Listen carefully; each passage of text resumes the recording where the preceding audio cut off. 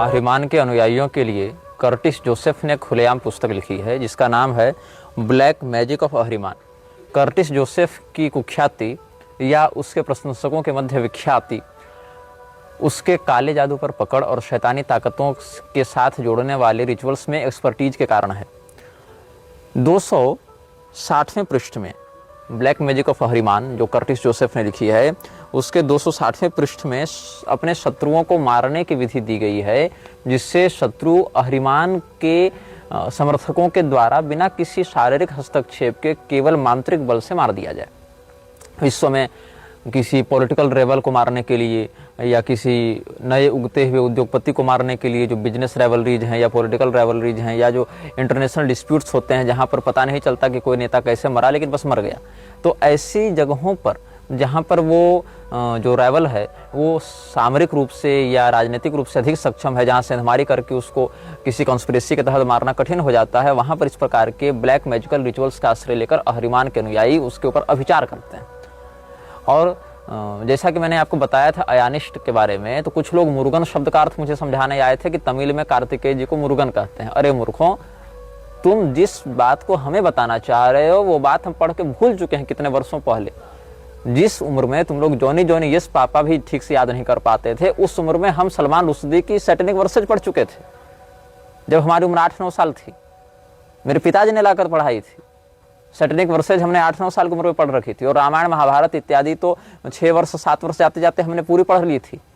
तो जो तुम्हारे दिमाग में बातें आ रही हैं उनको तुम व्यक्त करो, लेकिन उपदेश देने के उद्देश्य से व्यक्त मत करो। बता सकते हो ठीक है, लेकिन हम पुरुषोत्तम नागेशोक हो, हिंदू राइटर्स फोरम हो या यहाँ तक कि गांधी वध क्यों जैसे इंटेंस पुस्तक को, इंटेंसिटी है कितनी उसमें, जो गांधी के द्वारा किस प्रकार से हिंदुओं के साथ छल किया गया और किस प्रकार से भारत के विरुद्ध अनेक कार्य किए गए, जो आजकल मतलब अगर स्वच्छ दृष्टि से देखें तो सीधा सीधा देशद्रोह है। आप देश की अखंडता के साथ समझौता कर रहे हैं। आज अगर कोई देश की अखंडता के विरुद्ध जाकर कहे तो उस पर देशद्रोह लगता है। यही काम गांधी ने किया, उसको बाप बना रखा है पूरे देश का। गांधी को जनता कब का मार चुकी है, उसको तो सरकार ने जिंदा रखा हुआ है। और वहीं पर आरएसएस और उसके जो प्रखर कार्यकर्ता हैं, आरएसएस में भी बड़े लेवल के कार्यकर्ता नहीं, जो छोटे लेवल के कार्यकर्ता हैं, अधिकारी नहीं, जो वर्कर लेवल पर हैं, स्वयंसेवक लेवल पर हैं, वो लोग गोडसे को जिंदाबाद करते रहते हैं। तो उस उम्र में करीब 7-8 वर्ष की उम्र में हमने नाथूराम गोडसे की पुस्तकें पढ़ी, हमने हंसराज रहबर की पुस्तकें, गांधी बेनकाब, नेहरू बेनकाब और पुरुषोत्तम नागेशोक की पुस्तकें, ये सब हमने पढ़ी थी। हालांकि उनमें बहुत सी बातें हमारे लिए अनुकूल हैं, बहुत सी बातों का हम समर्थन नहीं करते हैं, लेकिन हमारे साहित्य का या अध्ययन का या अलर्टनेस का जो स्तर है वो तुम्हारी अपेक्षा उस उम्र में भी सीनियर था और अभी भी है। जिस उम्र में हम खड़े होकर ये सब बातें बता रहे हैं उसकी तैयारी, उसका बेस ग्राउंड बहुत पहले से तैयार किया गया है हमारे अभिभावकों के द्वारा, जो भौतिक रूप से हैं, और जो हमारे आध्यात्मिक अभिभावक हैं उनके द्वारा भी। तो हम बता रहे थे तुम्हें कर्टिस जोसेफ की जो पुस्तक है ब्लैक मैजिक ऑफ आहरिमान, तो यहाँ पर ये लिखती है कि एक गड्ढा खोदना है, अ होल इज डग। ऐसे मैं पूरी विधि नहीं बता रहा हूँ, इससे पहले और इसके बाद भी बहुत सी विधियाँ हैं, मैं बस कुछ हाईलाइट्स बता रहा हूँ। A hole is dug with in the altar which is large enough to contain the candle after it is prepared. This hole should be contemplated as the very grave of all enemies whose lives this baneful power will claim throughout all boundaries of time and space. तुम्हें गड्ढा खोदना है, यह मानते हुए कि मैं अपने शत्रुओं की कब्र खोद रहा हूँ ताकि वो जो ताकत है वो समय और दूरी के आवरण को पार करके उन शत्रुओं के प्राण का अवशोषण कर सके. It is cold, quiet and lonely. Rest assured that if you are compelled to create this candle, you will need it. एक विशेष प्रकार की यहाँ पर मोमबत्ती बनानी है. Through this candle, the powers of the Druze can be consciously directed beyond their normal purpose of passive protection. By doing this, their power and intensity is greatly enhanced. ये सब बता रहे हैं. एक काले रंग के चूहे का बलिदान देने के लिए यहाँ पर कहा गया है. ऐसे तो यहाँ बिच्छू इत्यादि का भी बलिदान दिया जाता है, लेकिन ये जो बताया जा रहा है, a black rat must be obtained for the right. However, it will become a representation of your enemies. So, therefore, in essence, it is not the rat you are sacrificing. It is to destroy your enemies through backward knowledge before they even cross you. The animal is a representation of their lives being quite literally in your hands. This is a proclamation to the cosmos that your enemies are designed for one purpose, to die as mere rungs on your personal ladder of ascent. They are mere opportunities to exercise divine power. Their purpose is to be stepped on to reach higher levels of spiritual evolution. Ignite as much rage as humanly possible and cut the throat of the black rat, allowing the blood to flow over the prepared candle. Drop the lifeless body within the hole along with the candle and cover it with soil. At this point, the Drujanasu are stirred and conjured to house themselves within the candle. कुल मिलाकर भाव ये है कि अपने शत्रुओं का एक ही मतलब है इस दुनिया में, एक ही मकसद है, मर जाना। तुम्हारे शत्रु क्यों इस संसार में? ताकि तुम उन्हें मारकर अपने आप को उन्नत बना सको, इसके लिए वो है। वो तुम्हारी सफलता की सीढ़ियां हैं, ऐसा यहाँ पर बताया गया, प्रोक्लेमेशन किया गया है। और एक काले रंग के चूहे को अधिक से अधिक क्रूरता के साथ मारकर उसका गला काट के उसके खून से उस मोमबत्ती का अभिषेक करने के लिए कहा गया। और कहा द्रुजनासु नाम की जो देवी यहाँ पर है, उस नाम की जो शक्ति है, ये विशेष करके पारसियों में प्रसिद्ध है। ये जो पद्धति है फारसों में, फारस देश में प्रसिद्ध है, या उस प्रकार के मत को मानने वाले लोगों में प्रसिद्ध है, लेकिन मूलतः ये मृक्षराज के ही एक अनुभाग में आता है। I call upon the powers of death and decay through the mouth of Arezura, powers of baneful darkness, I summon you to this unholy temple. I conjure you mighty fly goddess Drujanasu to enter this lamp of death, which will guide the lives of my enemies into utter destruction, for death levels them all according to my will, whether they die as kings upon a throne or poor men lying upon dirt. Drujanasu, fill this lamp of death with your power and essence as I offer my blood upon this gateway of the black earth, so it is done. Your blood is now offered over the surface of soil where the candle is buried. It is left to accumulate power from dark moon to dark moon. Sanskrit में भी द्रुट शब्द है, या द्रुह भी उसको कहते हैं द्वेष के अर्थ में। तो जैसे विप्रद्रुह या विप्रद्रुट या धर्मद्रुट, मतलब धर्म से द्वेष करने वाला, तो उसी का एक अपभ्रंश यहाँ पर द्रुहनासु के रूप में प्राप्त हो रहा है। ये कह रहा है जो अभिचारक है कि हमारे शत्रुओं को मारना ही तुम्हारा उद्देश्य है, चाहे मेरा शत्रु राजा होकर सिंहासन पर मर जाए, मतलब अगर कोई बड़ा राजा है तो वो सिंहासन पर मर जाए, चाहे कोई गरीब आदमी सड़क की धूल फांकता मर जाए, लेकिन उसका अंजाम मौत में ही पूरा होगा, ऐसा ही कह रहा है जो अभिचारक है, ये भावना कर रहा है। तो ऐसी बहुत सी पद्धतियाँ खुलेआम मिलती हैं। जैसे यहाँ क्या कह रहा है एक जगह, एक स्थान पर, I offer my enemy as a sacrifice unto the Drujanasu, claim your prize now by the power of Ahriman and the black and fire of Zorhak and in the name of my own divine power it is done. इस प्रकार से यहाँ पर बातें कही गई हैं और अभिचार को प्रोत्साहित किया गया है। तो तुम्हें नहीं पता, तुम्हें भले म्लेच्छराज में या म्लेच्छराज की गतिविधियों में इंटरेस्ट न हो, बट म्लेच्छराज has very deep interest in your existence. तो म्लेच्छराज या उसके जो अनुयायी हैं, जो उसके मिनियंस हैं, वो सब इस प्रकार की गतिविधियां करते रहते हैं और कहीं न कहीं इस बात का महिमा मंडन भी करते रहते हैं और अंशतः इसको प्रचारित प्रसारित भी करते हैं। लेकिन इन बातों को वही लोग पकड़ पाते हैं, वही लोग जान पाते हैं, समझ पाते हैं जो गहराई से इस विषय में घुसे हुए हैं, रुचि रखते हैं या इसके विरुद्ध खड़े हैं। दो ही लोग जान पाएंगे, या तो जो उसका अनुयायी बनकर उस बात को अपने फायदे के लिए इस्तेमाल करना चाहेगा, या फिर जो उसके षड्यंत्र को समझकर उसके विरुद्ध खड़ा होने का साहस करेगा। बीच वाला कोई भी व्यक्ति इन विषयों के प्रति न श्रद्धेय हो पाता है, न अभिज्ञ हो पाता है। वो एक ऐसे कुहासे में फंसा हुआ है जहां उसको सामने सफेद धुंध तो दिख रही है, लेकिन उस सफेद धुंध के पीछे क्या है, इसकी विजिबिलिटी उसके पास नहीं है। तो जो मुरुगन अय्यान है वो भगवान कार्तिकेय नहीं है। मुरुगन शब्द की साम्यता से अगर कोई उनको कार्तिकेय मान ले, तो क्या रामपाल शब्द की साम्यता से तुम राम जी मान लोगे रामपाल को, या अवधेशानंद शब्द से अवधेशानंद को भगवान श्री रामचंद्र जी मान लोगे? ऐसा नहीं होता है। थोड़ा सा सामान्य विवेक का प्रयोग किया करो और जो हम बोलते हैं उसको ध्यान से सुना करो। ऊपर ऊपर से सुनोगे कुछ समझ में नहीं आएगा, एक दो पंक्ति को भी स्किप करोगे, एक दो मिनट भी स्किप करोगे तो पूरा विषय तुम्हारे मस्तिष्क से ऊपर चला जाएगा। तो जो अय्यान के अनुयायी हैं, मुरुगन अय्यान के अनुयायी हैं, अयानिष्ट जो स्वयं को कहते हैं, वो पैशाचिक तत्वों को आभिचारिक विधि से जागृत करते हैं और 20 साल के लड़का लड़की के जोड़े को एक बार में ट्रेनिंग देते हैं। उसका जो एक गुरु होगा, जो ऑर्डर का जो मास्टर होगा, वो एक मास्टर एक बार में एक जोड़े को ट्रेनिंग देगा, वो भी 20 साल के लड़का और लड़की को। और ये ट्रेनिंग लगभग 8 से 10 साल चलती है। ऐसे ऐसे अलग अलग ऑर्डल मास्टर्स हो सकते हैं। तो जो ऑर्डियल मास्टर्स हैं वो अपने आप को किसी मठ में या किसी मंदिर में नहीं रखते हैं, ये सब डिसेंट्रलाइज रूप से इधर उधर घूमते हैं और गुप्त रूप से अपना काम करते हैं। हमने बस तुमको संकेत कर दिया कि इनका भी अस्तित्व है और भारत में ही है और भगवान के नाम पर भी ये लोग ऐसा कर रहे हैं। ऐसे दक्षिण भारत में जो मंदिर है प्रधानता से मुरुगन स्वामी के, मतलब स्वामी कार्तिकेय के, वो मंदिर इससे जुड़े हुए नहीं है। मंदिर अलग सत्ता चल रही है और ये मुरुगन के नाम पर एक अलग सत्ता चला रहे हैं, जो भगवान कार्तिकेय वाला मुरुगन नहीं है। फोटो तो कार्तिकेय जी का लगा देते हैं, वराह भगवान और नृसिंह भगवान का भी फोटो लगा देते हैं, लेकिन वास्तव में मुरुगन अय्यान नाम के एक वास्तविक व्यक्ति जो 3500 साल पहले इनका एक प्रकार से प्रोफेट कह दें वो था, उसके पैशाचिक सिद्धांतों के आधार पर ये लोग कार्य करते हैं। ये कोटिंग एक ऐसा व्यक्तित्व है जिसके विषय में हम पिछले अनुभाग में आपको संकेत कर चुके हैं। शैतानी ताकतों का ऐसा उपासक जिसने अपने अनुभवों पर सार्वजनिक रूप से चर्चा की। यद्यपि ये कोटिंग ने जितनी बातें लिखी हैं, जितनी बातें कही हैं, या उसके जो समर्थक हैं वो जितनी बातों पर विश्वास करते हैं, हम प्रत्येक बात के सत्य होने का दावा नहीं करते हैं। ये उसके निजी अनुभव हो सकते हैं, कुछ उसके उन्मादजन्य अनुभव हो सकते हैं, कुछ वास्तविक अनुभव हो सकते हैं, कुछ उसकी कल्पनाएं हो सकती हैं और कुछ वास्तविकता भी हो सकती है। लेकिन महत्वपूर्ण यह है कि उसका जीवन कैसे प्रारंभ हुआ, उसने कैसे इन अनुभवों को प्राप्त किया और उसने इन अनुभवों को समाज के सामने किस रूप में प्रस्तुत किया।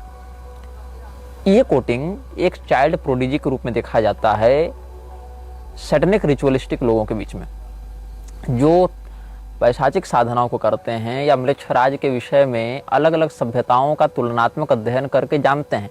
यद्यपि उनमें म्लेच्छराज ये शब्द प्रचलित नहीं है। म्लेच्छराज शब्द तो हम लोग आपको समझाने के लिए कहते हैं म्लेच्छों का राजा, तो म्लेच्छराज इस प्रकार से हम आपको संकेत में कह देते हैं। लेकिन उसके और जो प्रसिद्ध नाम अन्य मतांतरों में प्राप्त होते हैं, उन सभी मतांतरों के समीक्षा के बाद ये कोटिंग्स ने बहुत कुछ लिखा है, और जो लिखा है वो 8 वॉल्यूम्स में है।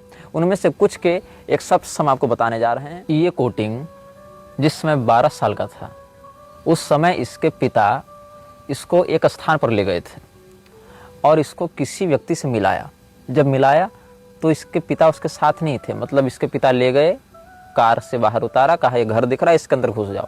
ये उस घर में गया, फिर उसको वहाँ कोई मिला, उसने कुछ बताया, फिर ये वापस आया। 3 साल तक उस व्यक्ति के संरक्षण में ये ट्रेनिंग लेता रहा, मात्र 12 साल की उम्र में।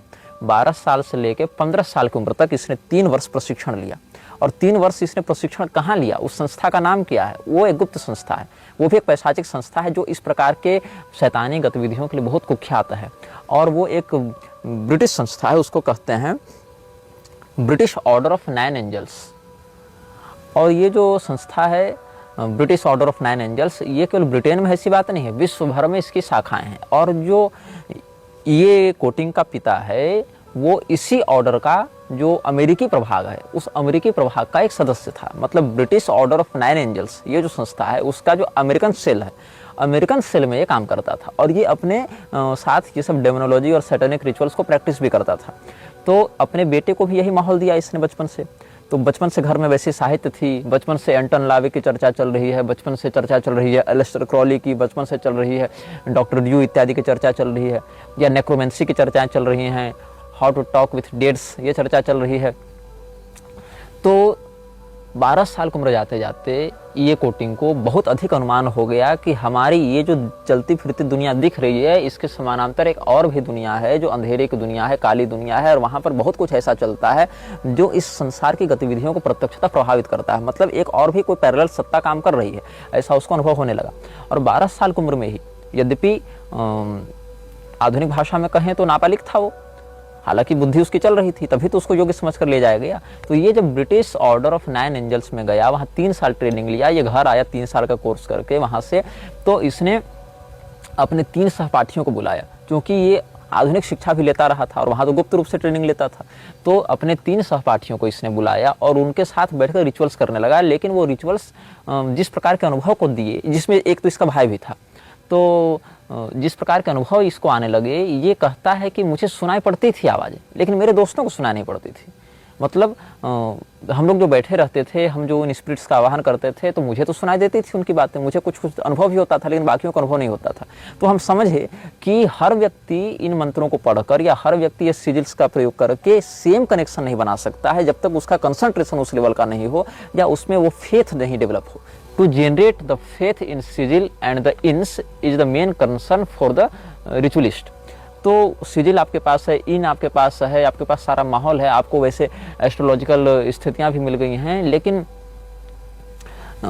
जो फेथ डेवलप होना चाहिए उन तत्वों के प्रति, वो जो कंसंट्रेशन बनना चाहिए, वो जो बॉन्ड बनना चाहिए, अगर दोनों लोगों के बीच में बॉन्ड नहीं बनेगा तो फिर वो काम नहीं करेगा। तो 15 साल की उम्र तक इसने व्यक्तिगत अनुभव किया। 17 साल की उम्र में ये विशेष प्रशिक्षण लेकर इनको बुलाने का प्रयास करने लगा और 22 वर्ष की उम्र में ये सफलतापूर्वक पेमन को बुलाने में कामयाब हुआ। पेमन आया इसके पास, पेमन से इसने काम भी करवाया और उसका अनुभव भी इसने वर्णित किया है। मतलब 12 साल की उम्र से ट्रेनिंग लेते लेते इसको 10 साल लगे पेमन से कनेक्ट करने में। तो ऐसा नहीं कि मैं कोई वीडियो में बात बता दे रहा हूँ या इन बता दे रहा हूँ, सिजिल बता दे रहा हूँ, मुहूर्त बता दे रहा हूँ तो तुम उसको बुला लोगे। हाँ, अगर स्वयं उतने तामसी तत्व से जुड़े हुए तो हो सकता है तुमको उठा ले, लेकिन तुम में काबिलियत भी होनी चाहिए ना। तुम उसके किसी काम आने लायक तो बनो। वो क्या है, तुम्हारे लिए दौलत शोहरत औरत देने का माध्यम है क्या? नहीं, वो तुम्हारे ऊपर इन्वेस्ट कर रहा है। तो उसको लगना चाहिए मृच्छराज या उससे जुड़े लोगों को कि तुम्हारे ऊपर इन्वेस्ट करके उसको बेनिफिट होगा, अन्यथा तुम तो उसके लिए कीड़े मकोड़े हो। लाखों लोग रोज पैदा हो रहे हैं, लाखों लोग रोज मर रहे हैं। तुम्हें ऐसा क्या यूनिक है वो तुमको अपने अंदर समाहित करे, अपना अनुयायी बनाए, या तुम्हारे अनुयायी बनने से उसको क्या फायदा हो रहा है, तुम्हें क्या काबिलियत है, ये भी तो वो चेक करेगा, ये भी तो वो जांच पड़ताल करेगा।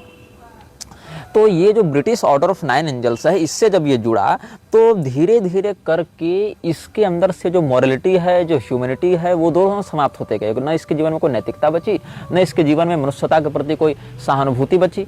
तो अब ये बन गया पूरी तरीके से शैतानी शक्तियों का एक समर्थक और प्रायोजक। लेकिन ये कोटिंग को ये नहीं पता था कि बचपन से इसके ऊपर एक दूसरी संस्था भी नजर रख रही थी, और वो संस्था काम करती है दोनों के बीच में संतुलन बनाने के लिए। वो संस्था अच्छी संस्था ऐसी बात नहीं है, लेकिन वो एक स्टेबलाइजर है।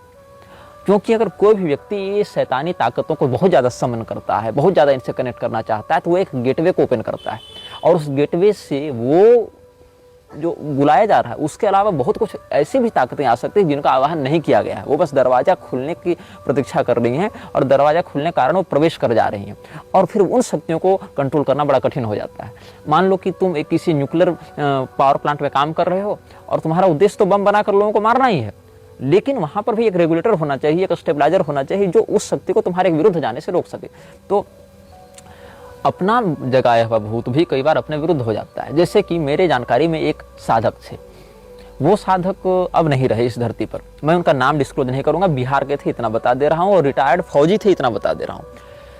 तो वो मारण स्पेशलिस्ट थे, और कोई भी व्यक्ति जो उनके पास अपना केस लेकर आता था कि ये मेरा शत्रु है, इसको मार दीजिए, वो उसको मार देते थे। तो उनके घर में ये फौज से रिटायर होने के बाद बाबा बन गए, तांत्रिक बन गए, और इन्होंने बहुत कम उम्र में अच्छी सिद्धियां प्राप्त कर रखी थी, तो लोग इनके पास भीड़ लगाते थे। तो हुआ क्या कि एक बार कोई व्यक्ति, कोई क्लाइंट था इनका, इनके पास आया, बोले बाबा हमारा अमुक शत्रु है, अमुक बैरी है, उसको मार दीजिए। बाबा ने जो भी अपना मुहूर्त बताया, दान दक्षिणा बताई, सब उनको पेमेंट हो गया। तो बाबा अपने घर में 4 लोग रहते थे, एक बाबा, एक उनकी पत्नी, एक उनका बेटा और एक उनका नौकर। तो यही 4 लोग उनके घर में रहते थे, और अच्छी खासी खेती बाड़ी थी, और नाम से अधिक खौफ था उनका क्षेत्र में। और ये घटना के जो प्रत्यक्षदर्शी लोग हैं वो आज जीवित हैं और हमारे निजी परिचय में हैं। तो बाबा क्या हुए कि जब श्मशान जाकर अपनी क्रिया कर रहे थे, क्रिया करके लौटे तो देखे घर के बाहर भीड़ लगी हुई है, और घर के बाहर भीड़ लगी हुई थी। तो पूछे क्या हो गया, तो सारा जो समुदाय है, शोकाकुल है, रो रहे हैं, चिल्ला रहे हैं। जाकर देखते हैं तो आंगन में उनके बेटे की लाश पड़ी है। बेटा इकलौता था, बेटा मर चुका था। तो बाबा जो है, उनके सामने जो नौकर खड़ा था उसको उन्होंने खूब मारा, 10-5 थप्पड़ कस के दिए, और कहे कि तुमको उसको मारने भेजा गया था, मेरे बेटे को तुमने क्यों मारा। लोग सहम गए, डर गए कि ये अपने नौकर को क्यों थप्पड़ मार रहे हैं, नौकर की क्या गलती है, बेटा तो इनका खून बकते हार्ट अटैक से मरा है, या जो भी मान लीजिए ब्लैडर फट गया, जो फट गया, लेकिन ये नौकर को क्यों मार रहे। तो नौकर एक बहुत ही शैतानी मुस्कुराहट के साथ क्या कहता है कि हम आपके वश में, आपकी मंत्र शक्ति से हुए थे, लेकिन आप इतना गलत प्रयोग कीजिएगा तो कभी न कभी तो हम आपसे बदला लेंगे। और ऐसा कह के लोगों के सामने वो जब वो गायब हुआ, तब लोग जो हैं, जो भी 15-20 लोग मोहल्ले के थे, उनकी धड़कनें बढ़ी कि ये तो नौकर नहीं था, ये तो बेताल था जिसको इन्होंने सिद्ध करके रखा था, और ये बेताल इनके घर में मनुष्य के रूप में रहता था। तो दिव्य संपदा और आसुरी संपदा दोनों कई बार भौतिक शरीर धारण करके आते हैं। जैसे कि बिहार में एक बहुत अच्छे साधक हुए जिनका नाम था श्रीमान विद्यापति, और विद्यापति बहुत अच्छे कवि हुए, विद्वान हुए, संस्कृत के भी और लोकगीतों के भी, और भगवान महादेव के बड़े अनन्य भक्त हुए थे। तो उनकी भक्ति से प्रसन्न होकर भगवान महादेव उनके यहाँ सेवक बनकर ही रहते थे, उगना नाम से। तो इनकी कथा बिहार में, मतलब जो भी अध्यात्म के क्षेत्र से जुड़े हैं, बच्चा बच्चा जानता है इनकी बात। तो मैं अधिक इनके ऊपर नहीं कहूँगा। आपको अगर अधिक जानना है तो विद्यापति जी के विषय में पढ़िए, जानिए, उनके भजनों का आनंद लीजिए, उनके जीवन से जो त्याग और भक्ति की जो बात है उसको ग्रहण करके सदाचारी बनिए। तो कहने का मतलब है कि कई बार संतों के जीवन में भी और पिशाच साधकों के भी जीवन में यह देखा जाता है कि वो जिसकी उपासना कर रहे हैं वो उसके सामने प्रत्यक्ष हो गया। जैसे नरसिंह मेहता के जीवन में भगवान कृष्ण प्रत्यक्ष रूप से आए थे, जैसे सूरदास जी के जीवन में, बिल्व मंगलाचार्य जी के जीवन में, तुलसीदास जी के जीवन में भी कई बार ऐसे घटनाएं हुई कि उनके इष्ट ने उनको अन्य परोक्षतः संकेत में दर्शन दिया, या सेठ बनकर आ गए, नौकर बनकर आ गए, ब्राह्मण बनकर आ गए। जैसे आप सत्यनारायण कथा देखेंगे, वहां सतानंद ब्राह्मण को भी एक वृद्ध ब्राह्मण का रूप धारण करके सत्यनारायण भगवान ने मार्गदर्शन दिया है। तो केवल देवताओं में नहीं, पिशाचों में भी ऐसा होता है कि कई बार तो आपकी सिद्ध की हुई शक्तियां प्रत्यक्ष रूप धारण करके भी आपके यहाँ आती हैं। ऐसे ही एक साधक मेरे परिचय में और हैं, वो झारखंड की हैं, वो भी ब्राह्मण हैं और अभी वो जीवित हैं, मेरे निजी परिचय में भी हैं। वो श्मशान से एक शक्ति को जगाकर आ रहे थे घर।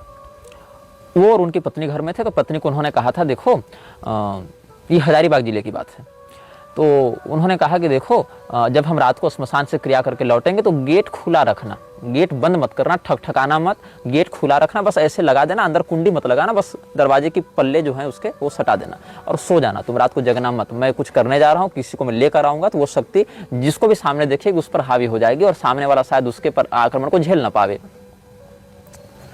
तो बाबा ने जब ऐसा निर्देश दिया तो उनकी पत्नी सो गई, लेकिन गलती क्या हुई, चूंकि मौत आई हुई थी उनकी, तो वो दरवाजे को कुंडी समेत लगा देते हैं। और बाबा जब श्मशान से अपने क्रिया करके लौटे तो उन्होंने दरवाजा ठकठकाया और उनकी पत्नी आधी नींद में उठी और गेट खोली, और जैसे खोली वैसे वो शक्ति उन पर हावी हुई और वो गुजर गई उनकी पत्नी। वो बाबा उस घटना के बाद पागल हो गए थे और बहुत बाद में ठीक हुए, और वो भी मेरे निजी परिचय में हैं।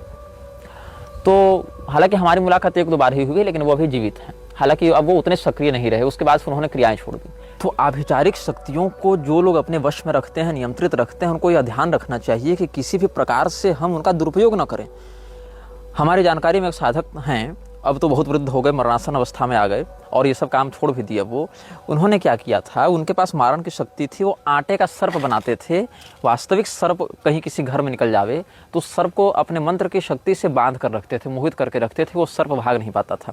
और उसके सामने एक आटे का सर्प बनाते थे, उस आटे के सर्प में एक माथे पर फन बना के लाल सिंदूर इत्यादि लगाते थे और उसके माथे को जैसे जैसे फाड़ते थे वैसे वैसे वो वास्तविक सर्प का मस्तक विदीर्ण होता था, तड़प के वो मरता था। बहुत गलत काम है, कितना पैशाचिक कृत्य है, कितना क्रूर कृत्य है। परिणाम क्या हुआ, निसंतान रहे जीवन भर। अपने जीवन के बहुत दीर्घ काल बीतने पर जब उस समय कुंभ इत्यादि कुछ लगा था तो वहीं दर्शन नहाने इत्यादि गए थे, कोई महात्मा मिले, बड़ा ये रोए गए उनके पास कि महाराज कुछ कीजिए, हम तो बहुत अत्याचार किए। और सर्प का जो शाप लगता है वो सीधे वंश पर असर करता है, मैंने देखा है। मेरी जानकारी में एक ब्राह्मण थे, वो जहाँ भी सर्प देखते लाठी लेके मार देते। उनका एक ही पुत्र हो पाए, वो भी मरते मरते बचा, तो बाद में फिर उनको बहुत पछतावा है इस बात से।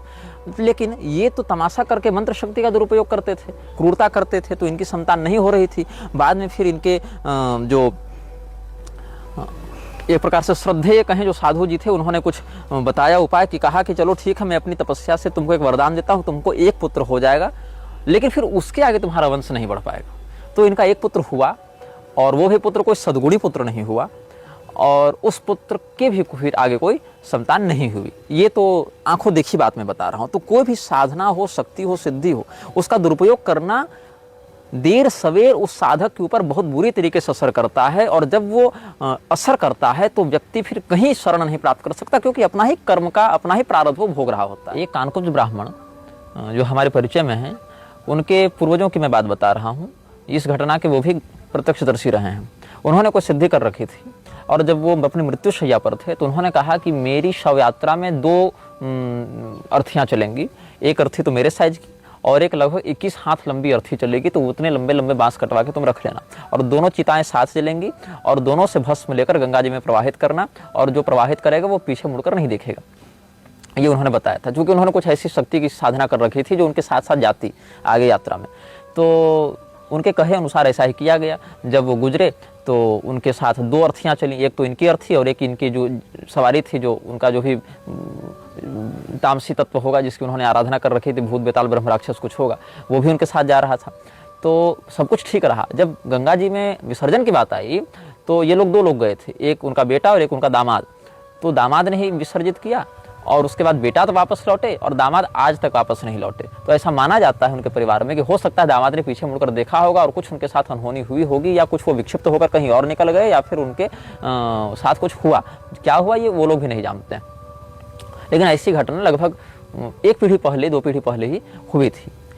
तो कई बार ये सब शक्तियाँ जब आती हैं, चाहे वो छोटे स्तर पर हों दैवीय संपदा में, चाहे छोटे स्तर पर हों आसुरी संपदा में, ये जो लोगों के ऊपर भूत प्रेत आते हैं या माता आती हैं और काली माता, भैरव बाबा और ये सब पर्चा सिद्धि और ये जो हनुमान जी और ये सब आते हैं ना, महादेव जी, ये हनुमान जी के पास इतना समय नहीं है और इतना मतलब नहीं है कि कौन व्यक्ति का अवैध संबंध कहाँ है और कौन व्यक्ति के ऊपर नजर गोजर कर दिया गया और किसकी पत्नी कहाँ रमण कर रही है, ये बताने के लिए हो रहा है। और ना महादेव जी के पास इतनी फुर्सत है कि लोगों के अंदर से भूत बेताल झाड़ते फिर और बैलेंस मंत्र से सबको ठीक करते चले। ये देवताओं के नाम पर विशुद्ध पाखंड किया जा रहा है, जो कि मूर्ख लोग जो साधनात्मक पद्धतियों से और देवताओं की कार्यप्रणाली से अवगत नहीं है, उनके ऊपर हावी होने के लिए एक ट्रिक के रूप में प्रयोग किया जाता है। और मीडिया तो मोनालिसा की आंखों में घुसी जा रही है, तो वो तो इन बातों को हाईलाइट करेगी। मीडिया तो बहुत बड़ी शातिर संस्था है, जिसको आपको नंगा करके भी अगर उसको पैसा मिल रहा है तो आपको नंगा कर देगी, खुद नंगा हो जाएगी। तो ये मीडिया की वास्तविकता है आज के समाज में। तो मैं बता रहा था आपको कि फिर ये आते हैं कि नहीं आते हैं लोगों के अंदर, तो 90% मामले उन्माद के होते हैं, 90% मामले वास्तविक नहीं होते हैं। अगर 100 व्यक्ति में भूत की संभावना है तो 90% लोग या तो नाटक कर रहे हैं या उन्माद कर रहे हैं। जैसे मेरे पास एक केस आया था, मैं आपको बता रहा हूँ क्या हुआ था उस केस में, और इस घटना से जुड़े लोग आज जीवित हैं और मेरे निजी परिचय में कानकुज ब्राह्मण है। क्या हुआ था कि आज से 1 साल पहले मेरे पास एक व्यक्ति का फोन आया, उनका कोई दूर का रिश्तेदार बहुत बीमार था, प्रेत बाधा से ग्रस्त था। उसकी समस्या क्या थी कि वो उसकी गाड़ी अपने आप स्टार्ट होकर निकल जाती थी, और गाड़ी यहाँ लगाया, गाड़ी अपने आप स्टार्ट होकर, और उसके बैठे हुए ही, मतलब वो ड्राइवर सीट पर बैठा है लेकिन गाड़ी का कंट्रोल किसी और के पास है, वो चली जाती थी उसकी गाड़ी करीब आधा किलोमीटर दूर, या फिर किसी विशेष स्थान पर जाकर रुकती थी और उसको कुछ परछाइयाँ दिखती थी, सरकटी परछाइयाँ दिखती थी। तो उन लोगों ने क्या किया, बहुत जगह झाड़ फूक करवाए, काम नहीं बना, तो हमसे संपर्क किया। हम उस समय क्षेत्र में नहीं थे और हमने कहा कि झारखंड की बात है, तो हमने कहा देखिए मैं तो अभी झारखंड में हूँ नहीं, जब मैं आऊँगा तो देखूंगा, लेकिन मैं ये सब करता नहीं हूँ, ये मैं बता दूँ। उन्होंने कहा चलो ठीक है, आप आएंगे तो बताइएगा लेकिन जल्दी आइए। तो मैं फिर 1-2 महीने के बाद झारखंड गया, तो मैंने उनको कहा कि देखो मैं आ गया हूँ, आप लोग आकर मिल लीजिए, क्या बात है। तो वो लोग आकर मिले भी। मैंने कहा कि देखिए मुझे तो इसके केस में उतनी गंभीर बात नहीं लग रही है जितनी होनी चाहिए, आप लोग हमें संदेह ही झूठ बोल रहा है। उन्होंने कहा नहीं झूठ नहीं बोल रहा है, हमारा बेटा बहुत सीधा साधा, रेलवे में नौकरी भी करता था, ठीक ठाक कमाता था और अपने गाड़ी इत्यादि भी नहीं खरीदा था सब। मैंने कहा अच्छा ठीक है, ऐसा करो कि पवित्रता पूर्वक, सात्विकता पूर्वक आप आएँ। और जनेऊ इत्यादि तो पालन करते नहीं थे वो लोग, जैसा कि आजकल का फैशन है, व्रात्य भी हैं और अभक्ष्य भोजी भी हैं और मांस इत्यादि का भी व्यवहार करते थे शायद। तो हमने कहा ये सब पहले बंद करो, पहले शुद्ध होकर आओ, तब हम किसी प्रयोग में प्रवृत्त होंगे। तब तक हमने उनको कहा कि तब तक आप ट्रेनिंग रखिए इस प्रकार के सदाचार की, बाद में हम देखेंगे। फिर हम भी बाद में चले गए। उसके बाद उन्होंने बिहार के किसी तांत्रिक से संपर्क किया। बिहार के तांत्रिक ने उनको बुलाया और कहा कि उस गाड़ी में आप 4 रसगुल्ला रख दीजिए सफ़ेद वाले और गेट बंद कर दीजिए और हम यहाँ से अपनी क्रिया करेंगे। उन्होंने किया भी। उस कार के अंदर सीट पर 4 रसगुल्ले रख दिए और गेट बंद कर दिया, या जो भी संख्या थी रसगुल्लों की, 4 या 2 या मान लीजिए, लेकिन 1 से अधिक ही थे। तो वहाँ से वो अपना क्रिया प्रतिक्रिया में लग गए। और जब कहा कि अब दरवाज़ा खोलिए कार का, कार के अंदर कोई था नहीं। जब कार का दरवाज़ा खोला गया तो डिब्बे में से 2 मिठाई खाई हुई थी और 2 बाकी मिठाई मसली हुई थी, मतलब जैसे किसी ने उसको टच किया हो और खाया हो, इस टाइप से था। ये लोग डर गए और बोले कि अब क्या करें। तो उन्होंने कहा ठीक है, हम यहाँ से अपनी जो झाड़ फूक है विद्या कर देते हैं, आपका बच्चा ठीक हो जाएगा। कोई किसी की हत्या हो गई थी, उसी का प्रेत इसके पीछे लग गया है। तो फिर वो ठीक हो गया बच्चा। फिर बच्चे ने दावा किया कि 1-2 महीने के बाद कि नहीं, फिर से मुझे दिख रहा है, फिर से मेरी गाड़ी खराब हो जा रही है, फिर से गाड़ी ऑटोमेटिक स्टार्ट हो जा रही है, ये हो रहा है। और फिर लोगों ने मुझसे संपर्क किया। तो मैं उस समय था झारखंड में। मैंने कहा अच्छा चलो आ जाओ, एक बार हम भी देख लेते हैं। तो हमने उसको भगवती वन दुर्गा का एक पाठ सुना दिया और पवित्र अभिमंत्रित जल से, तीर्थोदक से उसको हमने अभिषिक्त भी कर दिया, थोड़ा सा मस्तक पर डाल दिया। फिर कहा जाओ पवित्रता पूर्वक रहना, शुद्धता पूर्वक रहना, भक्ष्य भक्षण इत्यादि मत करना। फिर 1-2 महीने शांत रहा। फिर 1-2 महीने के बाद कहता है कि फिर मुझे दिखाई पड़ रही है, फिर मुझे ऐसा हो रहा है। मुझे संदेह हुआ उस पर। वो तो क्या है, तो कहा इस बार मैं गाड़ी से जा रहा था तो मेरे सामने वो प्रकट हो गया, मैंने उसका फोटो खींच के रखा है। मैंने कहा अच्छा चलो फोटो भेजवाओ। फोटो भेजवाई गई तो इंटरनेट से किसी जगह का वो AI या किसी प्रकार का एडिटिंग किया हुआ इमेज था। मैंने कहा ये फोटो तो 4 साल से वायरल चल रहा है, तुमको यही सेम कैसे दे गया, सेम लोकेशन में तुम कर क्या रहे थे? दिन में मुझे उस लोकेशन में ले जाकर दिखाओ, जैसे जो पेड़ है, जो गाँव है, जो गली है, जो खेत है, उस जगह पर तुम हमको ले जाकर दिन में दिखाओ कि इसी जगह पर दिखा था, यही हम फोटो खींचे थे, देखो। तो उसका झूठ पकड़ा गया। हुआ क्या था कि वास्तव में पहले कुछ प्रेतबाधा रही थी उसके साथ, लेकिन वो जो बिहार वाले तांत्रिक थे वो ठीक कर चुके थे।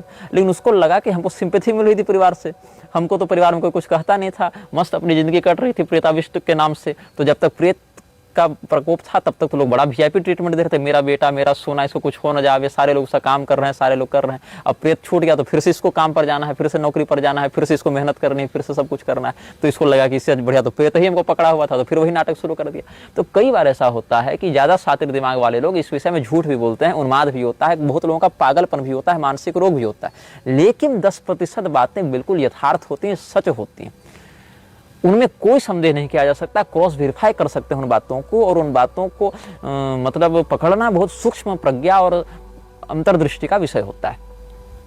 तो मेरी जानकारी में छत्तीसगढ़ के एक ब्राह्मण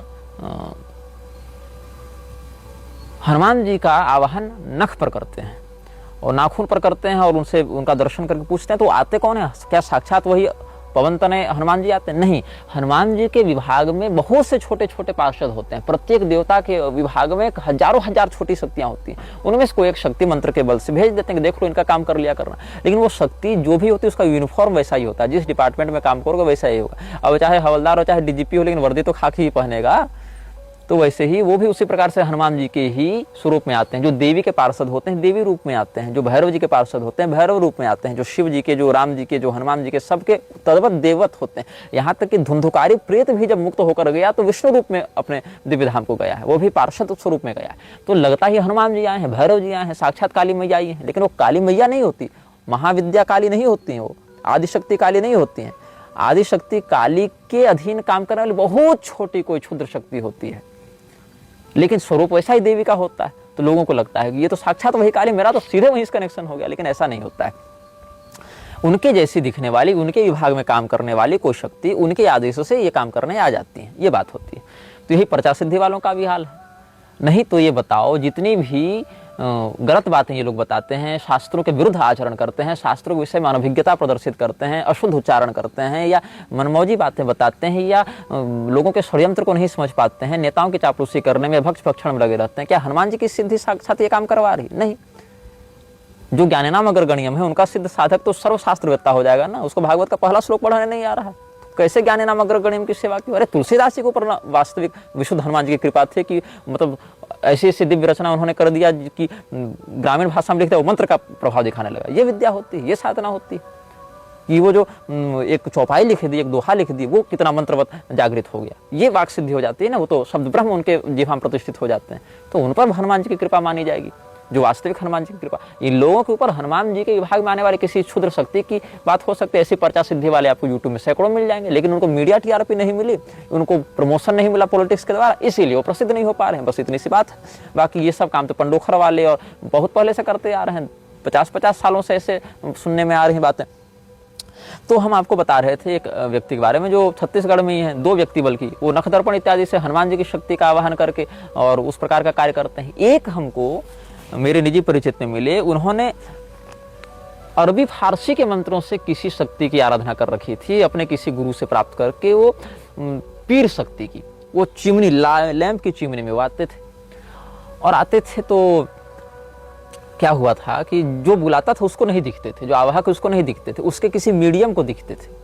जैसा कि हमने किसी आवाहन वाले में बताया कि मीडियम भी रखना पड़ता है, तो उसको दिखते थे। और इनके छोटे बेटे को दिखते थे, इनको खुद नहीं दिखते थे। तो 8-10 साल की उम्र के बच्चे को दिखते थे, और एक दो कभी कभी बड़े लोगों को भी दिख जाते थे, जिनकी बातनी नजर खुली होती है या इस प्रकार की जो छाया वाले होते हैं उनको दिख जाती। तो सबसे पहला इन्होंने प्रयोग क्या किया था, इनकी बहन के दामाद घर से भाग गए थे, घर वाले बड़े परेशान थे, इनको पता ही नहीं था क्या था। तो इन्होंने सोचा आज उस मंत्र को टेस्ट करते। उन्होंने उसको बुलाया, वो चिमनी में आया, जो इनका इष्ट था, जो पीर था वो आया। और वो पीर जो है वो इनको नहीं दिखता था, लेकिन किसी पड़ोसी को दिखने लगा। 10-5 लोग बैठे तो बोले हाँ हाँ दिख रहा है। बोले क्या ऐसा स्वरूप है? बोले बिल्कुल ऐसा स्वरूप है। तो कहा कि भाई पूछो उनसे कि जो राग भोग देना था भोग इत्यादि दे के उसका स्वागत करके फिर कहा कि पूछो इनसे कि वो हमारे बहन के दामाद कहाँ भाग गए हैं। तो पूछा गया तो बताया कि विंध्याचल चले जाओ, वहाँ अमुक मोहल्ले में अमुक होटल के अमुक कमरा में वो ठहरा हुआ है। बस तुरंत ये उनका विसर्जन करके सीधे निकले विंध्याचल और उसी मोहल्ले के उसी कमरे में उसी होटल के कमरे में उसको पकड़े अपने बहन के दामाद को। कहा कि यहाँ कैसे? बोले आपको इन्फॉर्मेशन कैसे मिली? तो बोले यहाँ से मिली। उसके बाद से उनको पता नहीं था कि मेरी शक्ति एक्टिवेट हो गई। उन्होंने बस कोई विकल्प नहीं दिख रहा था कैसे पता करें, तो टेस्ट कर दिया और टेस्ट कामयाब रहा उनका। मंत्र तो पहले सिद्ध किया हुआ था, कभी टेस्ट किए नहीं थे। अब लगने लगा दरबार, आने लगी भीड़ और बगल के गांव में हो गई थी एक हत्या। जिनकी हत्या हुई थी वो मेरे पिताजी के अच्छे मित्र थे।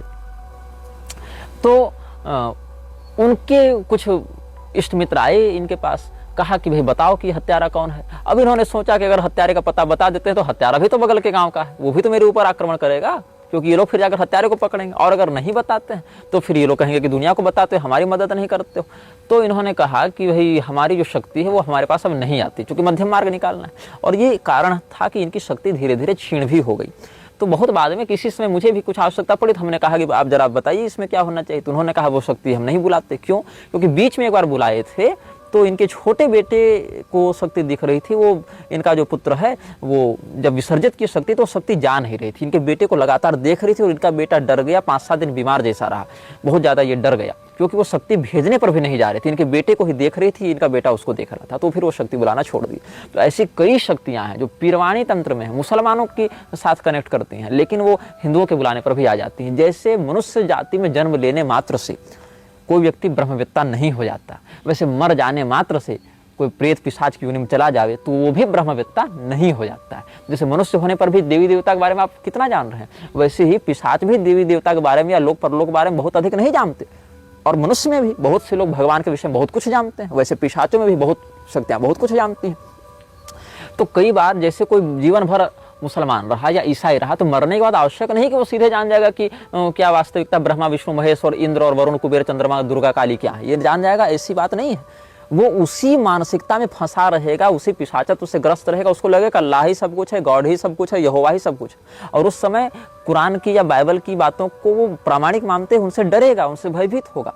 ऐसा भी होता है। जैसे मैं आपको एक छोटा सा उदाहरण और देता हूँ, ये भी मेरे निजी जीवन से परीक्षित बात है, बिहार की बात है। मैं उस व्यक्ति का नाम यहाँ डिस्क्लोज नहीं करूँगा।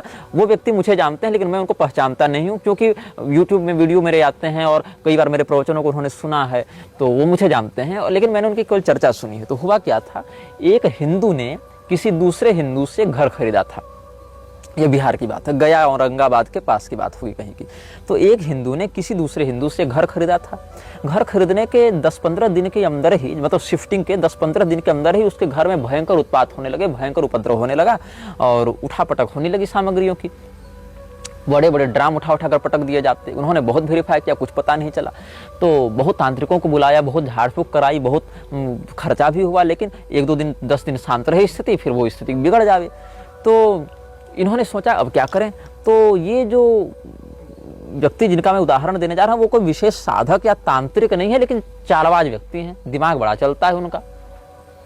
जैसे ओम शास्त्री आए थे ना अमेरिका से, जब मंदी का टाइम था, बराक ओबामा का टाइम, ओम शास्त्री आए थे तो भैया जी ने उनको किडनैप कर लिया। तो ओम शास्त्री ने कहा कि भैया हमारे पास पैसा नहीं है, हमको कहीं जाकर एडवांस डिपॉजिट कर दो। तो वो ले गए उसको अली भाई के पास, अली भाई बेच दी। मुन्नी मैडम के पास, मुन्नी मैडम उनको बेच दी धनंजय सिंह के पास। तो एडवांस डिपॉजिट होते गया। तो क्या कहा बीच में कि भाई इनका दिमाग बड़ा चलता है, बात सुन लो। तो ये मास्टर साहब का दिमाग भी बड़ा चलता था। इन्होंने कहा तुम घर किससे खरीदे थे? कहा उससे खरीदे थे। ये सीधे उसके पास गए, पूछे तुमने घर बनवाया कब था? बोले हम बनवाए नहीं थे, हम भी रेडीमेड खरीदे थे। बोले किससे? तो उसने एक मुसलमान से घर खरीदा हुआ था। मतलब तो उस मुसलमान से जाकर कांटेक्ट किया गया, तो वो तो मर चुका था, 40 साल पहले की बात है, तो मर चुका था। अब उसके 20 साल बाद ये आया, फिर घर बेचा इसने। तो उसके परिजनों ने बताया कि हाँ वो घर हमारा ही था। तो बोले कि वहाँ ऐसी ऐसी बातें हो रही है, क्या बात है वहाँ पर? बोले कि नहीं नहीं, हमारे आंगन में ही एक कब्र है और हम लोग उस कब्र को कुछ कुछ अवसरों पर धूप दीप किया करते थे। तो उस कब्र की पूजा तो बंद हो गई कई वर्षों से, तो वही अब जगह होगा, उत्पात कर रहा होगा। तब इन्होंने कहा अच्छा ठीक है। तो इनको पूरी हिस्ट्री पहले पता चली कि what's the root cause of problem, उसके बाद ये आएंगे सोल्यूशन पर। तो तो सोल्यूशन क्या दिया इन्होंने, कहा कि खर्चा तुम्हारा थोड़ा एक बार और होगा, मोटा पैसा लगेगा, लगभग 40-50 हज़ार खर्चा होगा, लेकिन स्थायी समाधान हो जाएगा। क्या समाधान करना है? तो समाधान ये कहे कि 40-50 हज़ार रुपया लाओ, तुम्हारे लिए विशेष कुछ करेंगे। पता नहीं इन्होंने क्या क्या नहीं किया, लेकिन जो काम इन्होंने किया वो बड़ा मजेदार है। ये गए एक व्यक्ति के पास, शूद्र वर्ण के व्यक्ति के पास, जो सुअर का व्यापार करता था। उसको जाकर उन्होंने कहा ऐसा करो, अपने सुअर के कुछ मुट्ठी बाल हमको दे दो। बोले बाबा ये क्या कीजिएगा? बोले तुम दो तो पहले, कितना रुपया चाहिए? बोले कि हम जिंदा सुअर 10,000 का बेचते हैं, बाल का क्या बोल रहे हैं, बाल की कीमत? बोले लो 10,000 रुपया या 5,000 जो भी था, केवल बाल हमको दे दो। तो बाल ले जाकर उसको बढ़िया से ताबीज बना के और उसी कब्र के चारों ओर उन्होंने गाड़ दिया। और इस घटना को घटे आज लगभग ये घटना 2004-5-6 के आसपास की, आज लगभग 20 साल बीत गए, वो प्रेत फिर नहीं जगा मुसलमान का, क्योंकि सुअर के बाल से उसको घृणा थी और सुअर के बाल से उसकी कब्र का कीलन कर दिया इन्होंने। खर्चा कितना लगा? ऐसे देखें तो कोई खर्चा नहीं, बस दिमाग लगाना है, कनेक्शन जोड़ना है। तो ऐसा नहीं कि कोई मुसलमान मर गया तो उसको त्रिलोकी का ज्ञान हो गया, कोई ईसाई मर गया उसको त्रिलोकी का ज्ञान हो गया। क्या कोई हिंदू मर रहा है तो क्या उसको ब्रह्म ज्ञान हो जा रहा है? नहीं, वो भी अधोगति प्राप्त होकर बहुत कुछ भटक रहा है। तो अन्य जो लोग सनातन के इतर परंपरा वाले हैं वो भी मर जाएंगे और मरने के बाद उनको पता चलेगा कि हेल हेवन कुछ नहीं है, जन्नत कुछ नहीं है, नरक थी जहन्नुम कुछ नहीं है। तो ऐसा नहीं होता है। तो मैं बता रहा था कि इस्लाम ईसाइयत इस समय क्या है, जैसे आपने 1000 पुण्य किए और 999 पाप किए, तो 999 पाप का संतुलन बन जाएगा 999 पुण्य से, और एक अतिरिक्त पुण्य बचा तो आपको मिलेगा हेवन या जन्नत। और इसका उल्टा हो गया, अगर पाप एक बढ़ गया तो आपको मिलेगा जहन्नुम, नरक, वो मैनेज हो जाएगा। और वो भी अनंत काल के लिए मिलता है, उसमें इन्फिनिटी में जाता है, उसका कोई अंत नहीं है। ये उनके यहाँ उदाहरण है। लेकिन सनातन में क्या कहते हैं? सनातन में स्वर्ग इत्यादि लोगों को ब्रह्म भुवनालोक का पुनरावर्तन, यहाँ तो कहते हैं ब्रह्मलोक की प्राप्ति होने के बाद भी, ब्रह्मलोक मतलब परम पद वाला नहीं, ब्रह्मा जी का जो रजोगुण प्रधान लोक है वो ब्रह्मलोक, जहाँ से सृष्टि प्रवर्तन का कार्य करते हैं वो, जहाँ पर ब्रह्मोपासक लोग जाते हैं, ब्रह्मा जी को इष्ट रूप में पूजन करने वाले जो सकाम वृत्ति से आराधक हैं वो जिस ब्रह्मलोक में जाते हैं, वहां से भी व्यक्ति वापस आता है, ऐसा भगवान गीता में उद्घोष करते हैं। और स्वर्ग आदि की बात रही तो तेतम भुक्त्वा स्वर्गलोकम विशालम क्षीणे पुण्यमर्त्यलोकम विशंति। हमारे यहाँ पाप का बिल्कुल अलग विभाग है, पुण्य का बिल्कुल अलग विभाग है। पाप का खाता ही अलग है, पुण्य का खाता ही अलग है। यही कारण है कि राजा नृग ने जितने दान दिए, जितने धर्म दिए, उस दान धर्म के कारण वो गिरगिट की योनि में जाने से बच नहीं गए। वो पाप का सेपरेट अकाउंट बनता है और पुण्य का अलग बनता है, और दोनों ही भोग से नष्ट किए जाते हैं। तो प्रारब्ध को नष्ट करने के दो ही उपाय होते हैं, या तो आप उसका सुख दुख प्राप्त करके भोग लें, या फिर उससे संबंधित शास्त्र में बताए गए विहित प्रायश्चित को करके उसको संतुलित कर लें। दो ही बात है, या तो जुर्माना दें या तो दंडित हो। तो दंडित होना भोग हो गया, और जुर्माने के रुपया मान लीजिए प्रायश्चित हो गया कि हम शास्त्र में बताए विधान के अनुसार उसके लिए तपें और तपस्या के माध्यम से उसको भस्मीभूत करें उस प्रारब्ध को। तो दो ही बात है। और अगर वो नहीं कर सकते तो फिर पूरा पूरा भोगना पड़ेगा आपको। अथवा फिर मध्यम मार्ग जो है, जो कि और जैसे ईड़ा पिंगला के बीच में सुषुम्ना भी होती है ना ब्रह्मगामिनी, तो वो मार्ग क्या है कि क्षीयमते चास्य कर्माणि तस्मिन् दृष्टे परावरे, कि परब्रह्म का साक्षात्कार हो जावे। लेकिन ब्रह्मबोध के बाद भी पूर्वकृत प्रारब्ध व्यक्ति को बाधा देता है। जैसे आपने गोली चला दी, उसके बाद बंदूक को फेंक दिया, तो बंदूक को फेंक देने से चलाए हुई गोली रुक जाएगी, ऐसी बात नहीं। चलाए गए तीर के धनुष से मुक्त होने के बाद लक्ष्य वेद से पूर्व यदि आप धनुष को भंग भी कर देते हैं तो इससे धनुष के भंग होने से जो मुंचित बाण है वो अपने लक्ष्य से भटकेगा नहीं। तो ब्रह्मज्ञान होने से पूर्वकृत प्रारब्ध पूर्णतया शमित हो जाएगा, ऐसी बात नहीं है। घटनाएं तो घटित होंगी, लेकिन व्यक्ति चूंकि देहाभिमान से परे हो चुका है, इसीलिए उन घटनाओं से होने वाले सुख दुख आदि के अंतःकरण में व्याप्त होने के बाद भी आत्म तत्व से उसका अनुभव नहीं करता है, उपभोक्ता नहीं बनता है। ये बात वहां पर है।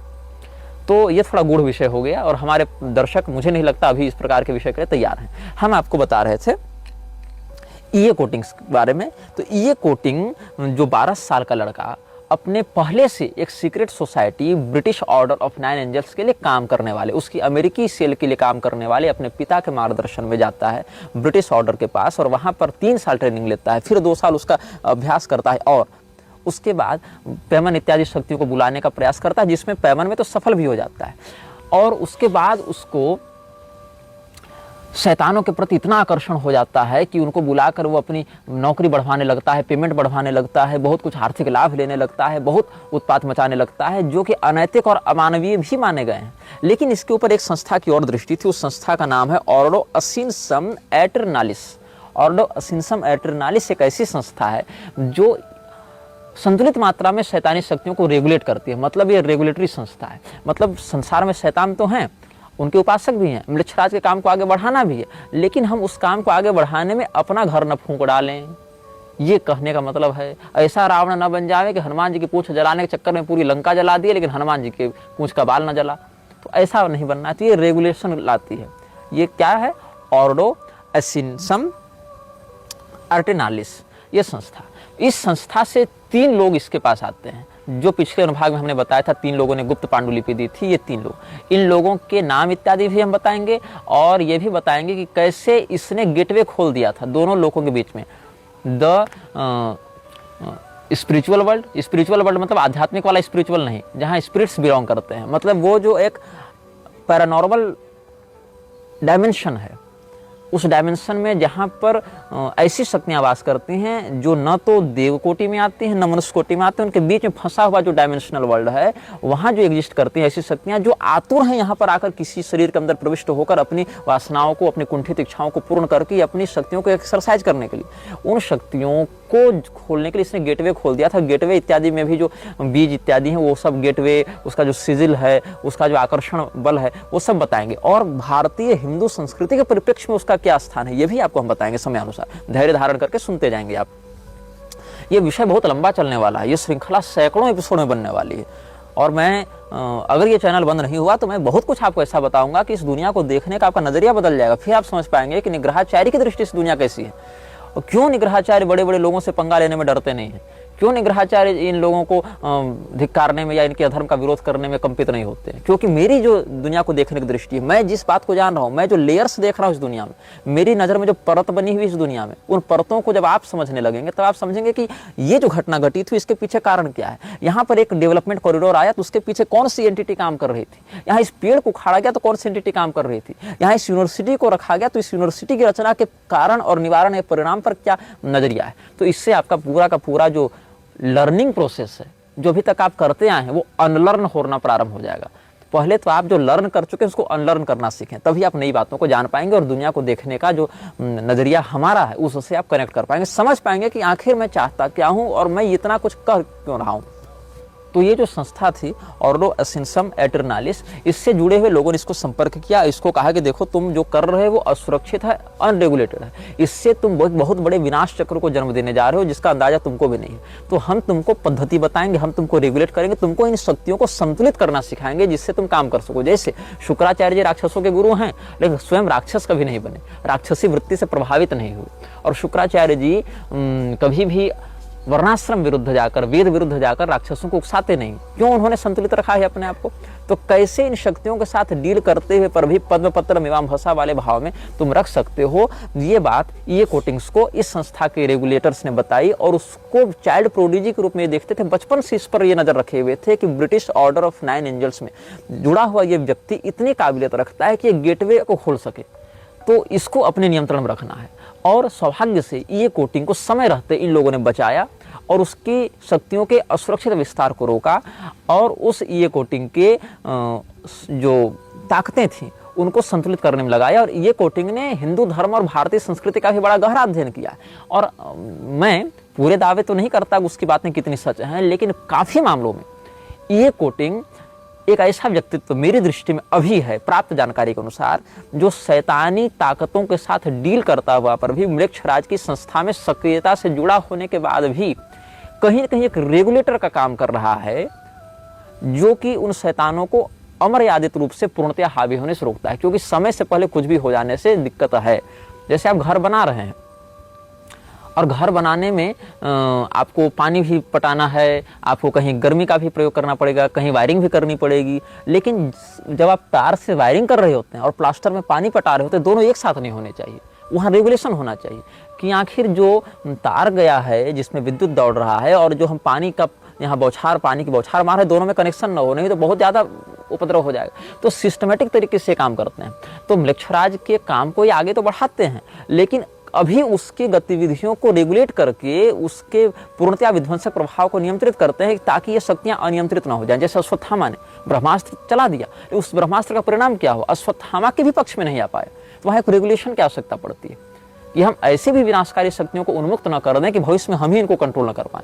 तो इससे हमें क्या लाभ लेना है? जब तक मृक्षराज की ये पैशाचिक शक्तियां रेगुलेशन के अंदर हैं, क्योंकि उसको रेगुलेटेड करना मृक्षराज की भी मजबूरी है, मृक्षराज की मजबूरी है, नहीं तो मृक्षराज खुद ही उन शक्तियों को नियंत्रित नहीं कर पाएगा, वो शक्तियां उन पर हावी होने लगेंगी तो उसकी शक्तियों के माध्यम से वही काल कवलित होने लगेगा। इसीलिए बम बनाने वाले व्यक्ति का हाथ भी बम बनाते फूट सकता है ना, अगर रेगुलेटेड ना हो प्रोसेस तो। इसीलिए हमें क्या करना है, जब तक ये शक्तियां रेगुलेटेड हैं या कोई रेगुलेटरी बॉडी काम कर रही है, तो काम क्यों कर रही है, ताकि वो सिस्टमेटिक रूप से हमें तबाह कर सके, लेकिन वो प्रोसेस अभी थोड़ा सा स्लो है अपेक्षाकृत। तभी तक हम खुद को तैयार करके उनके खिलाफ एक मजबूत मोर्चेबंदी खड़ी कर सकें, अगर सामाजिक रूप से न सही तो कम से कम व्यक्तिगत रूप से। इसीलिए श्रृंखला को हम समय रहते बना रहे हैं, आप तक पहुंचा रहे हैं, आप लोग देखें, समझें और अधिकाधिक चिंतन पूर्वक वो तत्व को समझने का प्रयास करें जहां तक हम आपके मस्तिष्क को जगाने का प्रयास कर रहे हैं। इसके बाद के अनुभागों में हम आपको ये कोटिंग्स से जुड़े हुए अनुभव बताएंगे कि उसको क्या फील होता था, कैसे उसने ये रिचुअल्स किए और उसने कैसे वर्ल्ड ऑफ फ्लेम के बारे में, किंगडम ऑफ फ्लेम के बारे में जाना। किंगडम ऑफ फ्लेम का अर्थ है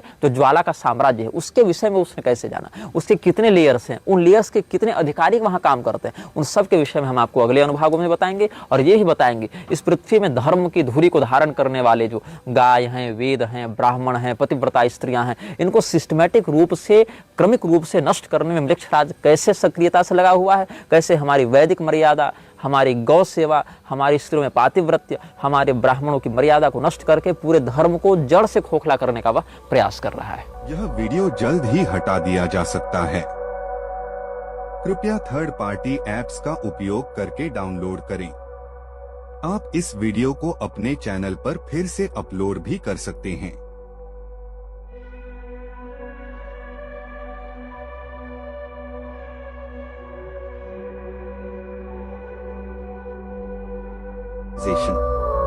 This video may get deleted soon. Please download using third-party apps. You may also re-upload this video on your channels. Thank you.